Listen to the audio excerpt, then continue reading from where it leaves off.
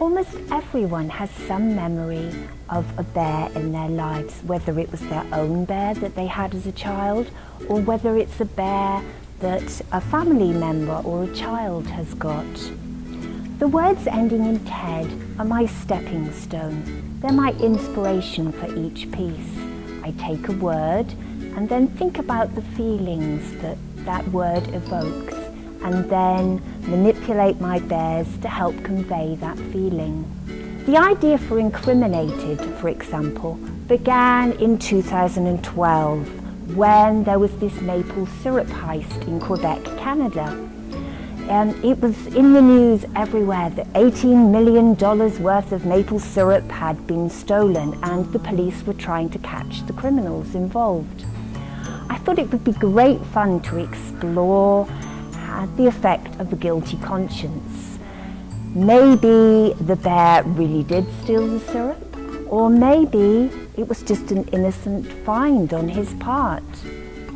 And yes, I really did take a real bear who happened to come all the way from Australia.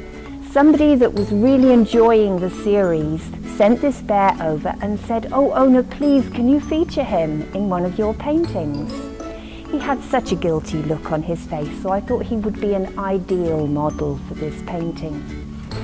So I took him and I plopped him in the pot, and I really drizzled maple syrup all over him. It actually took me about 2 days to get the maple syrup out afterwards with constant washing. In another example, Reunited, the inspiration for this painting actually came from an elderly gentleman that I met one day. He lived on his own and he never really got to chat to other people. So we were sat together one day and he was telling me stories about his life, and he happened to tell me a story. He found out I painted teddy bears, and he told me a story about this bear that he had when he was young and how he had forgotten about it, and then one day had found this bear in an attic when his parents had died, and it brought back such wonderful memories, and I thought this would be great to put into a painting. I actually put the idea of a tunnel in the back because I wanted to create this metaphorical tunnel back to his childhood. It's sort of symbolic of life, really. When we are young, we are so keen to grow up, to make our mark onto this world, and we almost want to, when we get to teenagers, throw away our childhood. Things like the teddy bear are sort of symbolic of our childhood, so we sort of forget our teddy bears. We leave home, we go out into the big wide world to make our mark, and then as we grow older we think, oh, I wish we were young again.